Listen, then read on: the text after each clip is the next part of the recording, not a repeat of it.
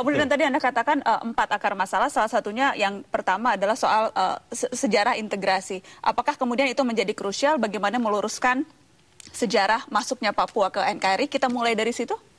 Ya, saya kira kita di dalam dialog itu kan mencoba memastikan posisi masing-masing gitu kan.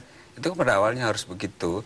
Terus kemudian apa yang bisa kita negosiasikan dari proses sejarah itu, pemahaman yang tidak ketemu, oke, tapi apa yang bisa kita perbaiki dari itu. Misalnya di dalam proses PPRA itu memang ada, katakanlah ada bukti-bukti bahwa tentara kita melakukan intimidasi dan kekerasan, tapi itu tidak berarti bisa membatalkan proses PPRA, tetapi bahwa pemerintah perlu meminta maaf atas kekerasan itu. Misalnya, itu salah satu contoh saja. Kemudian, jadi penting untuk mengorek lagi sejarah itu penting menurut Anda? Penting menurut saya. Untuk mengobati luka. Ini kan luka kolektif. Luka kolektif rakyat Papua selama berada di dalam Indonesia. Jadi ketika sebetulnya kan proses integrasi itu kan satu titik berangkat. Tapi 45 tahun lebih perjalanan bersama Indonesia itu, nasionalisme yang Anda katakan tadi itu kan pertanyaannya bagaimana Indonesia hadir di Papua. Pak Paskalis, ketika Undang-Undang Otonomi Khusus Papua hadir, banyak yang merasa itu adalah jawaban atau akan menjadi satu solusi untuk permasalahan ini. Tapi kenyataannya tidak seperti itu. Di mana kegagalan Otsus? Setelah diberlakukan sejak 2002, ini kelihatannya undang-undang ini juga dipandang sebagai undang-undang yang bisa membawa orang Papua keluar dari NKRI. Oleh karena itu ada kebijakan-kebijakan tertentu yang mengganggu ini undang-undang ini. Ya, antara lain itu Inpres nomor 1 tahun 2003. Ya, ini seorang Presiden Megawati yang menandatangani Undang-Undang 21 tahun 2001. Seorang presiden yang sama mengeluarkan Inpres nomor 1 tahun 2003. Dia menghadirkan Provinsi Papua Irian Jaya Barat, Papua Barat sekarang itu. Kemudian undang-undang ini mengamanatkan harus ada pembentukan Majelis Rakyat Papua. Itu dipolitisasi. Kemudian itu pembentukan MRP itu ditunda sampai dengan 5 tahun, 4 tahun kemudian.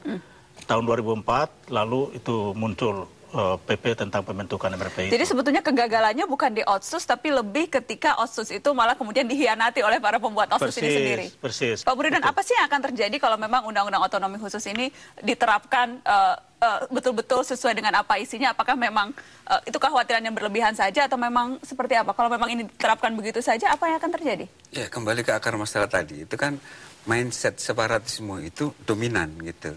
Karena konflik yang begitu panjang. Gitu. Jadi ada tembok besar yang memisahkan antara Jakarta dan Papua.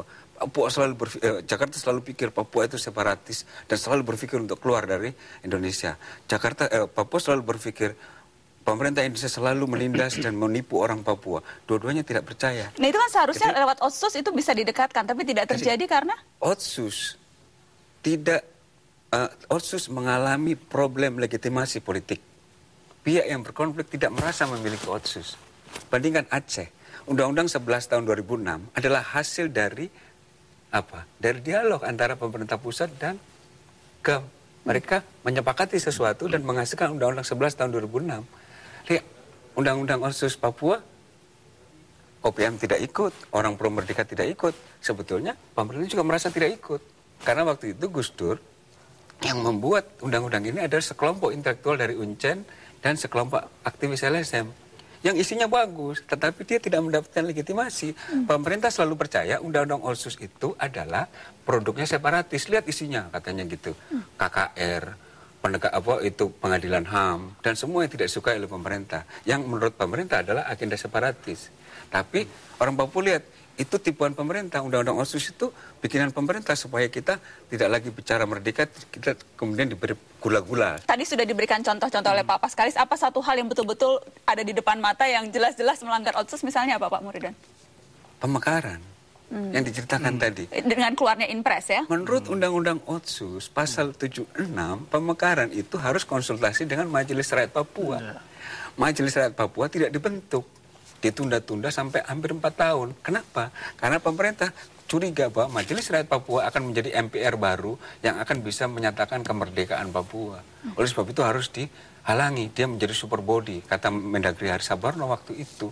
Jadi kecurigaan itu yang mendrive, yang menentukan segala sikap dan perilaku pemerintah terhadap Otsus ini. Termasuk kemudian melarang aktivis OPM atau mantan aktivis untuk menjadi anggota MRP.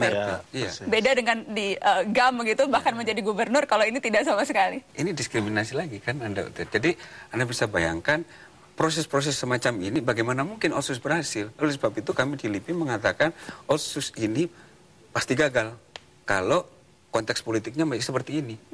Kalau mindset separatisme tidak diakhiri. Kalau kita bicara operasi-operasi yang dilakukan pada zaman Orde Baru, seperti katakanlah operasi Koteka, bagaimana itu kemudian memarginalisasi Papua sedemikian rupa? Iya, operasi Koteka itu cermin satu sikap etnosentrik dari pusat kekuasaan yang memandang kebudayaan Papua primitif, terbelakang, ya, belum mengalami peradaban yang tinggi. Oleh sebab itu, kebudayaan Koteka dianggap sebagai kebudayaan yang tidak pantas, sebagai bagian dari kebudayaan Indonesia. Oleh sebab itu ada operasi Koteka, dikasih baju, dikasih baju-baju baru, tapi tidak pernah dikasih sebagai satu proses kesadaran baru. Akhirnya mereka pakai baju, malah justru kemudian tidak tahu, baju dipakai terus, gatal, dan kemudian penyakit gatal-gatal justru datang. Jadi seharusnya itu diperkenalkan dulu proses-proses bagaimana mereka mengenal kehidupan modern. Tapi ini juga menunjukkan etnosentrisme, penyeragaman cara berpikir dari pusat kekuasaan